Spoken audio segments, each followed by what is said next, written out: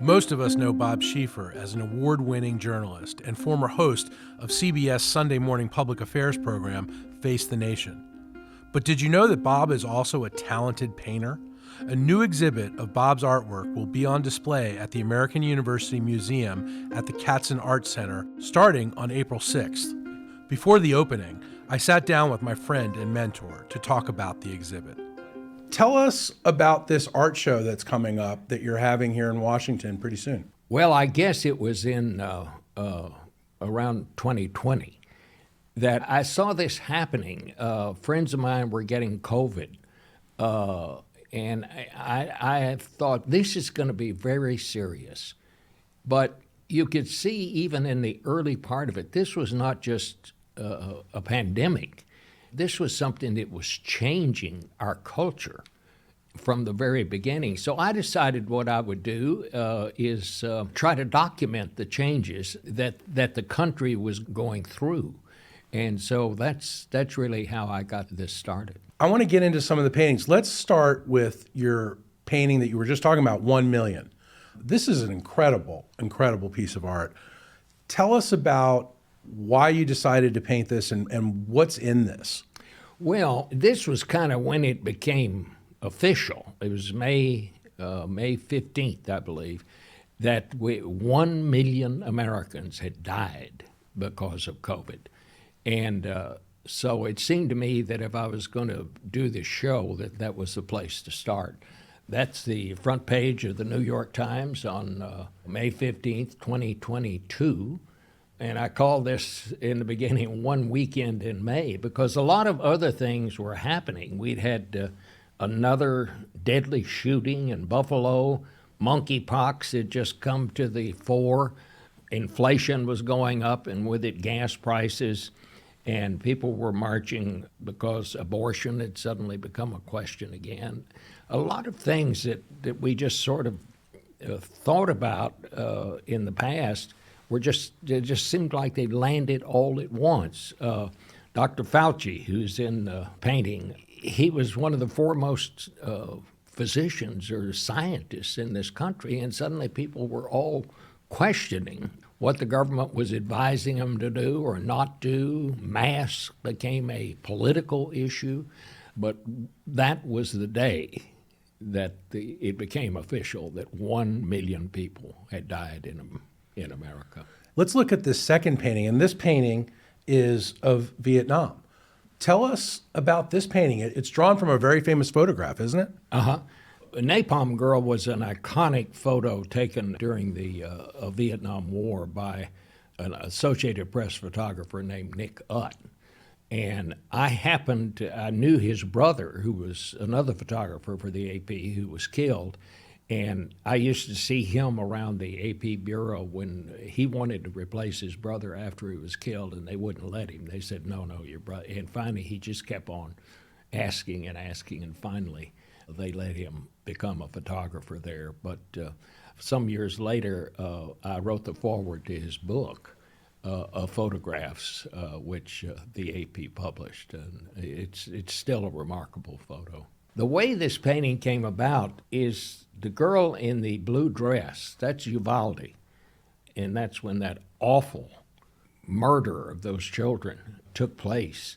And as I was looking at the photographs, I kept thinking, what is it that girl running out of the school? It kept reminding me of something, and then I remembered it was the Napalm Girl. And if you look at the two figures, it's kind of the same gesture as they're coming out running from danger.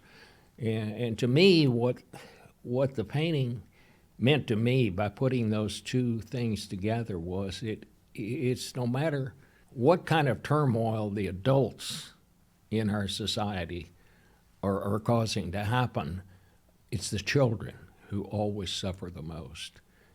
And this, to me, is one of the saddest of all the paintings in this series because it zeroes in on the number one killer of our teenagers and our children, and that is guns. And just time after time, we say thoughts and prayers, and then let's go on to something else. We'll just wait until something else happens, and then we'll say thoughts and prayers again. This is the most serious problems to me domestically is what are we going to do about guns? Bob, this is a really striking painting you did. It's of President Zelensky of Ukraine. Can you explain to us what went into this? Yes, I call this the cost of war. And I based the painting on Zelensky. He was interviewed by Jake Tapper on CNN, who was asking about the cost of war. And Zelensky said, how do you compensate someone who has lost a child? And it made me think of a poem that my mother had taught me when I was a little boy about a little boy who went to sleep one night and died in his sleep. And his toys all wondered, where was he? Where did he go? And I thought, how many parents in Ukraine put away a child's toys because the child had been killed during that awful war? And again, it's the children who pay the price so many times for what their adults have managed to do. Bob, now here's a painting of someone who maybe was on Face the Nation more times than almost any other guest. He was. John McCain we're talking about, of course. This is a wonderful portrait of Senator McCain. Tell us about John McCain and this painting and his appearances on Face the Nation, and you got to know him pretty well. I did. He was not just a great member of the military, totally fearless, like most fighter pilots are, and he was the ultimate fighter pilot. And he came on Face the Nation. It wound up because he brought so much to the table when you invited John McCain. He always told you something you didn't know, or some people you can interview them 100 times and they never have anything that's newsworthy. McCain played a major role in American politics, and I just liked being around him. And the thing about John McCain was it separated him from a lot of politicians is you could always find him. Many politicians, when the news about them is good, they're easy to find. They're calling you on the phone. But when the news about them is not so good, they're pretty hard to find.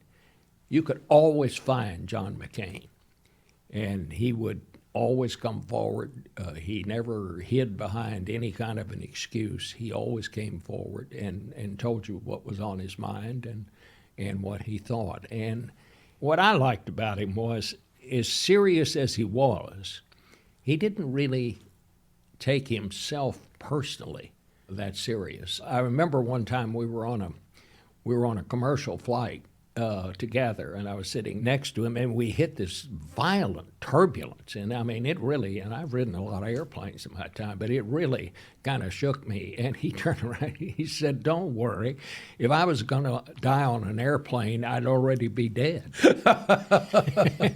And that's just kind of how he handled things.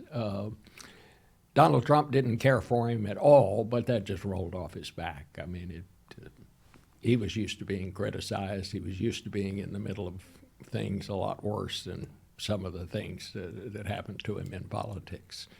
Think about that, 5.5 years in a military prison. He walked with a limp because of the injuries he suffered when he bailed out of that plane over Vietnam.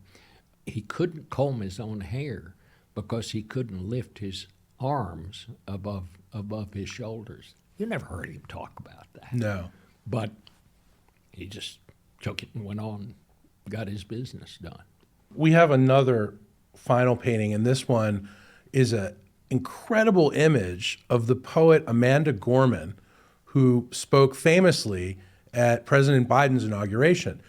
I know at the time you told me how struck you were by Amanda Gorman. You can really see it in this painting. I'd never met her. And I sat down to watch Biden's inauguration on television, which was fine. But things had been all these accusations that the election had been rigged and all that kind of stuff, and nobody seemed in as particularly as good a humor as say they had been during the Obama inauguration or Ronald Reagan's inauguration. And then this young kid gets up and makes this poem, and the last lines were, "The light is always there, if only we are brave enough to see it, if only we are brave enough to be it." And when I heard that, it just, I think because things have been in such turmoil that maybe that's why I was so impressed by it. But I thought the light is always there if only we are brave enough to see it, if only we are brave enough to be it. And that means so much. And so at that instant, I decided, I know what I'm going to call this series of paintings. I'm going to call it Looking for the Light. So she was the inspiration for that. And it's just remarkable.